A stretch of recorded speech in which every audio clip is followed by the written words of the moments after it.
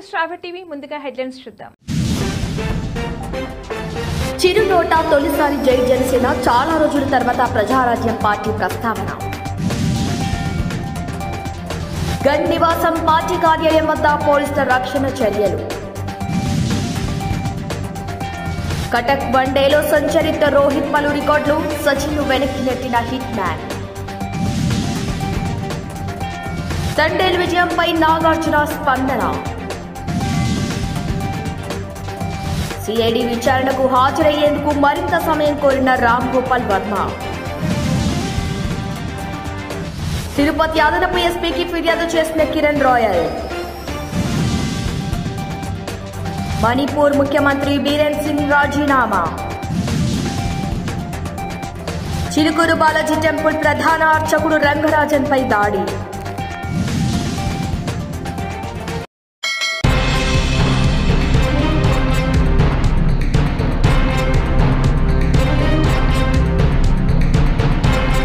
విశ్వక్సేన్ హీరోగా రామ్ నారాయణ్ దర్శకత్వం వస్తున్న తాజా చిత్రం లైలా సాహు.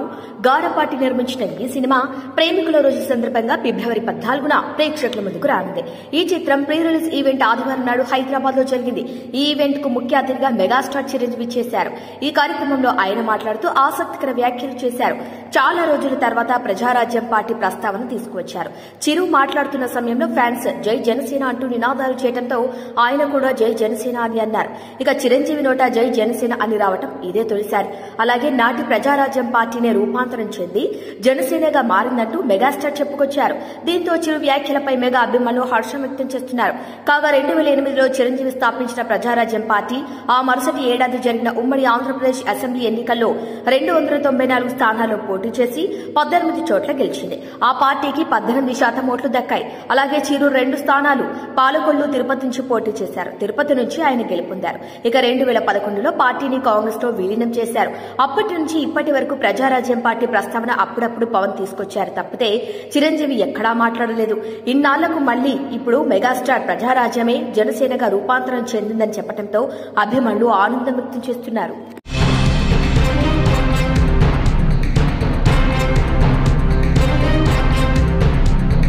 జనసేన నేత కిరణ్ రాయల్ ఓ మహిళతో సన్నిహితంగా ఉన్న వీడియో సోషల్ మీడియాలో వైరల్ అవుతున్నాయి. సదరు మహిళ కిరణ్ రాయల్ పై తీవ్ర ఆరోపణ కూడా చేసింది. ఈ నేపథ్యంలో కిరణ్ రాయల్ ను జనసేన పార్టీ అధికార కార్యకలాపాలకు దూరంగా ఉంచింది. కాగా కిరణ్ రాయల్ పోలీసులను ఆశ్రయించారు. తన ఫోన్ డేటాను తస్కరించి తనపై బెదిరింపులకు పాల్పడుతున్నారని తిరుపతి అదనపు ఎస్పీకి ఫిర్యాదు చేశారు. అనంతరం కిరణ్ రాయల్ మాట్లాడుతూ వైసీపీ నేతలు బెదిరింపులతో తన గొంతు నొక్కే ప్రయత్నం చేస్తున్నారని ఆరోపించారు. వైసీపీ తన సోషల్ మీడియా ఖాతాతో దుష్ప్రచారం చేస్తున్న విషయం కూడా పోలీసులకు తెలియజేశారని వివరించారు. ఎప్పుడో 10 ఏళ్ల కిందట సమస్యపోయిన వ్యవహారాన్ని ఇప్పుడు తెరపైకి తెస్తున్నారని, దీని వెనుక వైసీపీ నేతలు ఉన్నారని మండిపడ్డారు. దీనిపై కోర్టులో రిట్ పిటిషన్ వేయబోతున్నామని వెల్లడించారు. తన ఫోన్ కేసు హైకోర్టులో ఉందని వెల్లడించారు.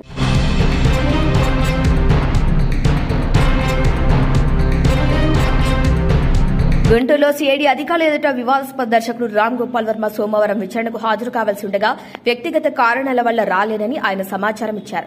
సినిమా ప్రమోషన్ లో బిజీగా ఉండటం వల్ల విచారణకు హాజరు కాలేనని, ఈ నెల 28న సినిమా విడుదల ఉండటంతో తీరిక లేదని పేర్కొన్నారు. తనకు 8 వారాల సమయం కావాలని, ఆ తర్వాత తేదీ ఇస్తే విచారణకు వస్తానని సిఐడి ఇన్స్పెక్టర్ తిరుమలరావుకు వాట్సాప్ ద్వారా తెలియజేశారు. రామ్ గోపాల్ వర్మపై గత ఏడాది ప్రకాశం జిల్లా మద్దిపాడు పోలీస్ స్టేషన్ కేసు నమోదైన విషయం తెలిసిందే.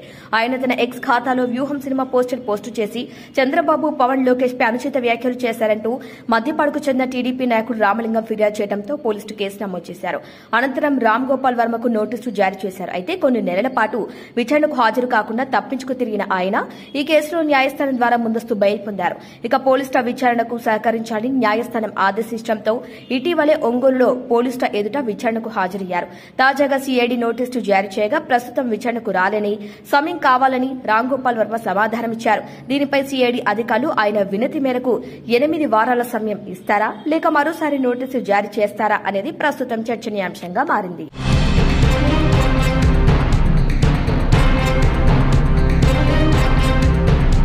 హైదరాబాద్లోని సుప్రసిద్ధ చిలుకూరు బాలాజీ టెంపుల్ ప్రధాన అర్చకుడు సిఎస్ రంగరాజన్పై దాడి జరిగింది. రంగరాజన్ ఇంట్లో ఉన్న సమయంలో కొందరు వ్యక్తులు దౌర్జన్యంగా లోపలికి ప్రవేశించారు. రామరాజ్య స్థాపనకు మద్దతు ఇవ్వాలని బెదిరించారు.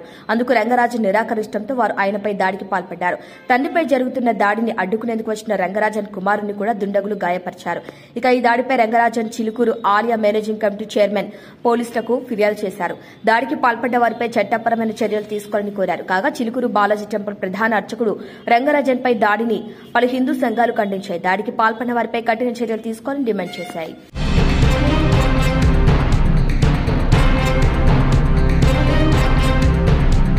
నాగ చైతన్య నటించిన తండేల్ చిత్రం విజయవంతం కావడంపై అక్కినేని నాగార్జున ఎక్స్ వేదికగా స్పందించారు. తన కుమారుడు నాగ చైతన్యను చూస్తుంటే తండ్రిగా గర్వంగా ఉందని ఆయన పేర్కొన్నారు. తండేల్ సినిమా విజయం సాధించడంపై ఆయన సంతోషం వ్యక్తం చేశారు. డియర్ చైతన్య, నేను చూస్తుంటే గర్వంగా ఉంది.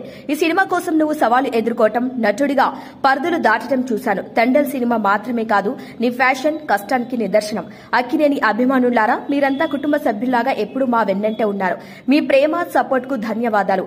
సాయి పల్లవికి అభినందనలు. దేవిశ్రీ ప్రసాద్, నువ్వు rocking. Rising star director Chandu Mondeti, Thandel team కు నిర్మాతలు అల్లు అరవింద్, బన్నీవాస్ కు కృతజ్ఞతలని ఆయన పేర్కొన్నారు.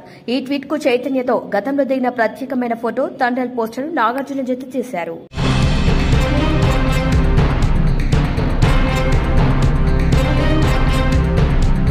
ఇంగ్లాండ్తో 3 వన్డేల సిరీస్ లో భాగంగా కటక్లో ఆదివారం జరిగిన రెండో మ్యాచ్ లో టీమిండియా కెప్టెన్ రోహిత్ శర్మ అద్భుతమైన సెంచరీతో మంచి కంబ్యాక్ ఇచ్చిన విషయం తెలిసిందే. 76 బంతులున్న హిట్ మ్యాన్ శతకం బాదాడు.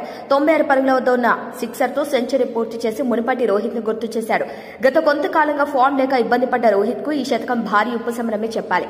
అందులోనూ త్వరలో ప్రారంభం కానున్న ఐసీసీ ఛాంపియన్స్ ట్రోఫీ ముందు భారత కెప్టెన్ ఫామ్ లోకి రావడంతో అభిమానుల ఆనందానికి అవధులు లేవు. అటు దాదాపు 16 నెలల తర్వాత రోహిత్ బ్యాట్ నుంచి వచ్చిన సెంచరీ కావటం గమనార్హం.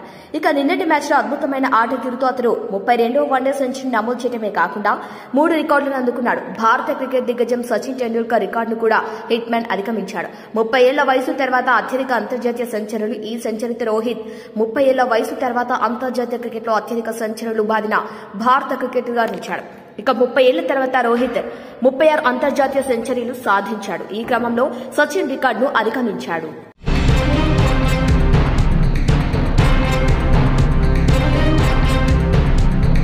కొన్నేళ్లుగా జాతుల మధ్య వైరంతో అట్టుడుకుతున్న మణిపూర్ రాజకీయాల్లో సంచలన పరిణామం చోటు చేసుకుంది. ముఖ్యమంత్రి ఎన్ బిరేన్ సింగ్ తన పదవికి రాజీనామా చేశారు. బిరేన్ సింగ్ రాష్ట్ర గవర్నర్ అజయ్ భల్లాను కలిసి రాజీనామా పత్రం అందజేశారు. బడ్జెట్ సమావేశాల సమయంలో బిరేన్ సింగ్ రాజీనామా చేయడం తీవ్ర చర్చనీయాంశంగా మారింది. ఇక రాజీనామా నేపథ్యంలో బిరేన్ సింగ్ మాట్లాడుతూ మణిపూర్ ప్రజలకు సీఎంగా వ్యవహరించడం తనకు దక్కిన గౌరవంగా భావిస్తున్నట్లు పేర్కొన్నారు. మణిపూర్ కు సహకరించిన కేంద్ర ప్రభుత్వానికి ధన్యవాదాలు తెలుపుకుంటున్నానని వెల్లడించారు. ఇక మణిపూర్లో కేంద్రం పలు అభివృద్ది పనులు చేపట్టిందని, ఇకపై కూడా అభివృద్ది పనులు ఆకాంక్షిస్తున్నట్టు తెలిపారు. మణిపూర్లో నాయకత్వ మార్పు తథ్యమని కొన్ని రోజులుగా వార్తలొస్తున్నాయి. ఈ నేపథ్యంలో ఇవాళ ఉదయం బిరేన్ సింగ్ ఢిల్లీ వెళ్లి బీజేపీ జాతీయ అధ్యక్షుడు జేపీ నడ్డా, పార్టీ ప్రధాన వ్యూహకర్త అమిత్ షాను కలిశారు. సాయంత్రానికి బిరేన్ సింగ్ రాజీనామా ప్రకటించడం ప్రాధాన్యత సంతరించుకుంది. ఇక 2023 మే నెలలో మణిపూర్లో జాతుల మధ్య వైరం భగ్గుమంది. తీవ్ర స్థాయిలో ప్రాణ నష్టం కూడా జరిగింది. ఇటీవల నేషనల్ పీపుల్స్ పార్టీ మణిపూర్లోని బీజేపీ ప్రభుత్వానికి మద్దతు ఉపసంహరించుకుంది. ఇది జరిగిన కొన్ని రోజులకే నితీష్ కుమార్ నాయకత్వంలోని జేడీయూ కూడా మణిపూర్ బీజేపీ సర్కార్కు కటీఫ్ చెప్పింది. ఇక మణిపూర్ అసెంబ్లీలో మొత్తం సభ్యుల సంఖ్య 60. ప్రస్తుతం బీజేపీ వల్ల 37, మరో 8 మంది ఇతర ఎమ్మెల్యేలు కూడా బీజేపీకి మద్దతుగా ఉన్నారు.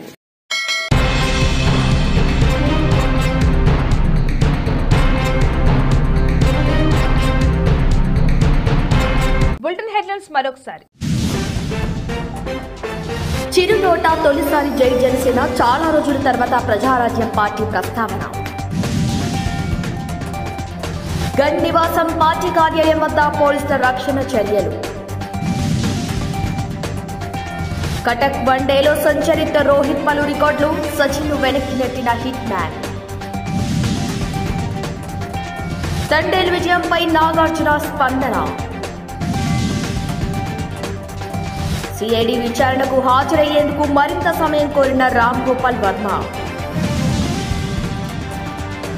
తిరుపతి అదనపు ఎస్పీకి ఫిర్యాదు చేసిన కిరణ్ రాయల్.